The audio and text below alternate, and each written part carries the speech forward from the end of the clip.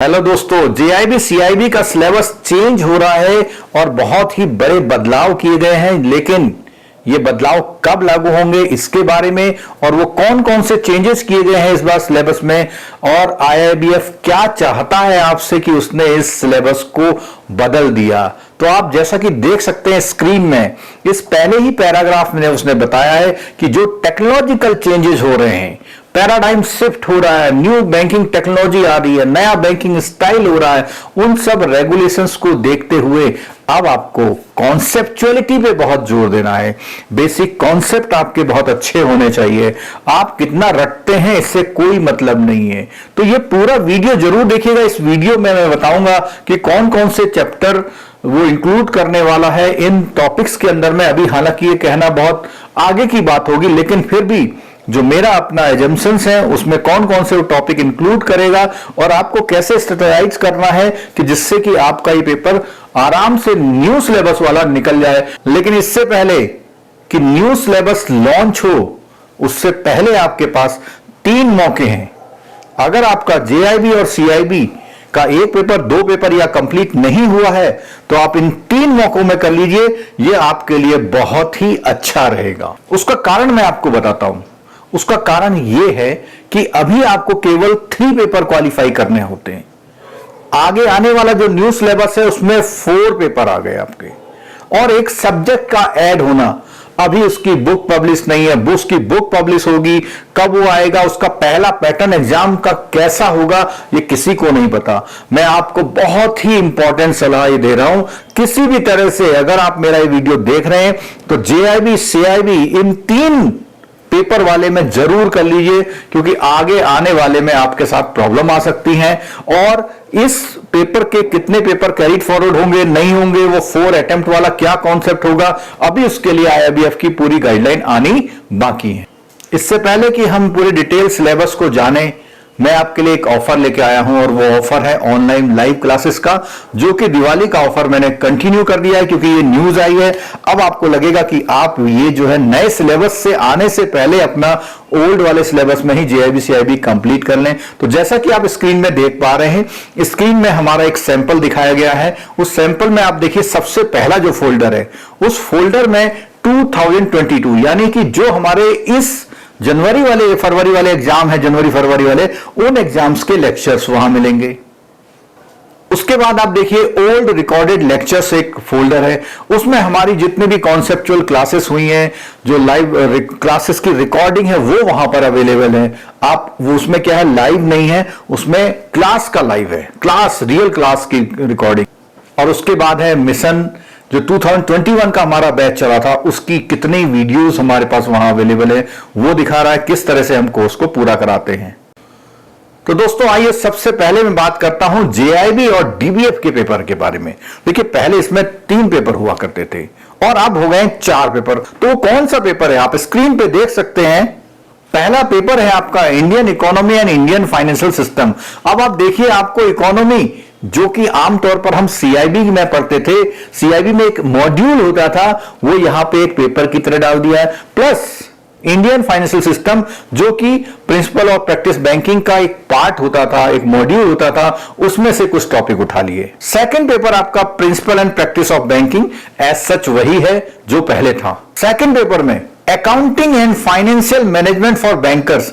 अब आप यूं समझ लीजिए, जो अकाउंटिंग बुक कीपिंग के साथ में इन्होंने सीआईबी का कुछ फाइनेंशियल मैनेजमेंट का पार्ट इसमें ऐड कर दिया है। और इसने दिया हुआ है retail banking and wealth management. Retail banking एक प्योर पेपर होता था, इलेक्टिव पेपर, उसके साथ वेल्थ मैनेजमेंट। और वेल्थ मैनेजमेंट में आपको बता दूं, आपका उसमें म्यूचुअल फंड, आपके शेयर ट्रेडिंग, आपका म्यूचुअल फंड के साथ साथ इंश्योरेंस, ये जो प्रैक्टिकल है, ये जो टॉपिक्स हैं, ये इसमें ऐड कर दिए गए हैं। तो इस तरह से जेआईबी आपका 4 पेपर का हो गया। अगर आप ये जो ओल्ड वाला वर्जन है, ओल्ड सिलेबस वाला कोर्स पूरा करना चाहते हैं, तो अभी हमारे वहां क्या है, लाइव क्लास के रजिस्ट्रेशन भी स्टार्ट हो चुके हैं। आप उसका बेनिफिट भी उठा सकते हैं। और हमारे इस लाइव क्लास के कोर्सेस में जब आप जाके देखेंगे तो वहां पे पिछले बार जो लेक्चर्स हुए थे उनके भी नंबर्स दिए हुए हैं, कितने लेक्चर्स पिछले बार हमने लाइव क्लास में कवर किए थे, क्या वो कोर्स को पूरा करने के लिए सफिशिएंट थे या नहीं, आप खुद अंदाजा लगा सकते हैं। उसके साथ जो नए लाइव क्लासेस चल रही है उनके वीडियोस वहां अवेलेबल है।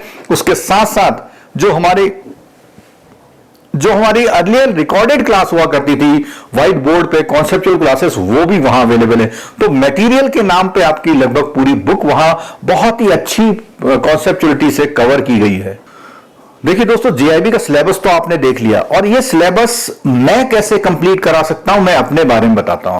इंडियन इकोनॉमी और इंडियन फाइनेंशियल सिस्टम, मेरा एमए इकोनॉमिक्स और मेरा MBA Indian institute of management Kashipur का जो एमबीए है, वो दोनों मिलकर मेरे इस दोनों टॉपिक को क्लियर करता है। Principle and practice of banking, देखिए ये तो मेरा जो बैंकिंग का एक्सपीरियंस है, अभी भी मैं बैंकिंग में एक्सपीरियंस में हूं, तो ये मेरे को प्रिंसिपल प्रैक्टिस वाला बहुत पार्ट जो है बहुत क्लियर है।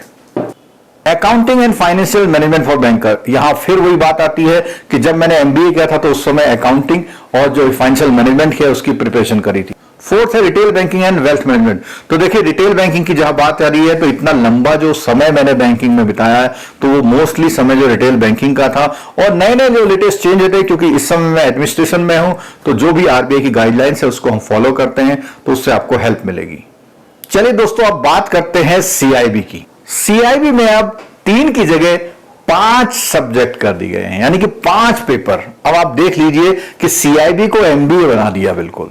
और वो 5 पेपर कौन से हैं आप स्क्रीन में भी देख सकते हैं। First and second paper advance bank management and bank financial management same name से रखे गए हैं, इसका मतलब उसमें कोई ज्यादा चेंजेस नहीं किए गए होंगे, ऐसी मेरी उम्मीद है। थर्ड पेपर है आपका advance business and financial management.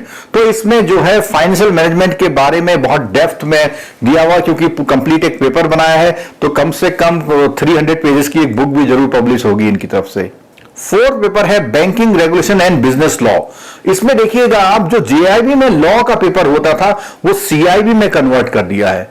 वहां पर अब लीगल नाम से कोई भी पेपर नहीं रखा है, यहां पर वो रेगुलेशन में उस चीज को लेके आया है। अगर हम इलेक्टिव पेपर की बात करें तो इलेक्टिव पेपर में रिस्क मैनेजमेंट, और second paper information technology, third paper आपका सेंट्रल बैंकिंग जो कि आरबीआई बैंकिंग से रिलेटेड है, फोर्थ पेपर में आपका ह्यूमन रिसोर्स मैनेजमेंट, और फिफ्थ पेपर में आपका है रूरल बैंकिंग।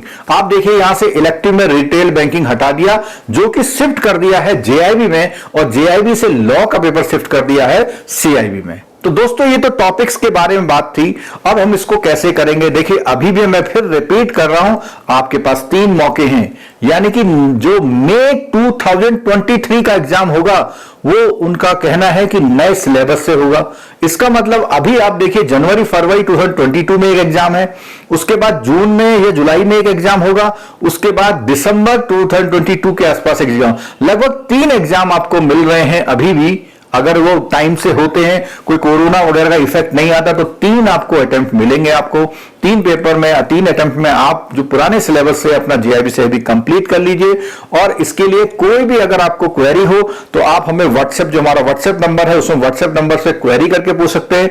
और इसके साथ एक चीज और, जो हमारा मोबाइल एप्लीकेशन अगर अभी तक किसी ने डाउनलोड नहीं किया तो जरूर डाउनलोड कर लीजिए, क्योंकि मोबाइल एप्लीकेशन डाउनलोड करने के लिए जो हमारा फ्री क्लास का जो प्रोग्राम है, लेकिन उसके लिए आपको क्या करना पड़ता है, जब लाइव क्लास हो उस समय आप अटेंड कर सकते हैं।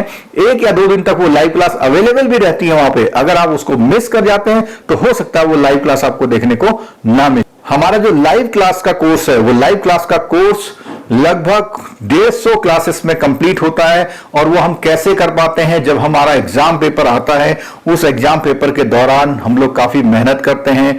लगातार लाइव क्लासेस होती हैं, एक दिन में 2-2, 3-3 लाइव क्लासेस भी होती हैं। किसी भी तरह जो आपकी अपनी पर्सनल स्टडी चल रही है उस चीज को भी वो पूरा करता है। दोस्तों बात करते हैं कि सीआईबी का सिलेबस मैं अच्छी तरह से कैसे करा सकता हूं। तो पहला जो उसमें पार्ट है advance bank management. Advance bank management जैसे कि आपने देखा है, इकोनॉमिक्स का है, बिजनेस मैथमेटिक्स का है, और ह्यूमन रिसोर्स के साथ साथ उसमें एक जो मॉड्यूल है वो क्रेडिट रिस्क का, क्रेडिट मैनेजमेंट का है। तो वो मेरा काफी 12 ईयर का सीआईबी का एक्सपीरियंस है, उसमें भी हेल्प करता है, प्लस बैंकिंग और एमबीए। बैंक फाइनेंशियल मैनेजमेंट की बात करते हैं तो बैंक फाइनेंशियल मैनेजमेंट के साथ मैं फॉरेक्स, और सेकंड जो है आप सबको मालूम होगा कि बेसिल की पूरी मैराथन सीरीज मेरी अवेलेबल भी है, और मैं क्लासेस ही कंटिन्यूस करता भी रहता हूं। और इसमें सी मॉड्यूल है जो कि ट्रेजरी ऑपरेशन का है। मुझे ऐसी उम्मीद है कि इन्होंने पेपर बना दिए, तो हो सकता है ये जो आपकी बुक है वो बुक को थोड़ा सा साइज में कट करें, क्योंकि जब इन्होंने कुछ टॉपिक सेग्रीगेट किए हैं तो कुछ ना कुछ टॉपिक ओल्ड पोर्शन से निकाले होंगे इन्होंने। थर्ड है advanced business and financial management.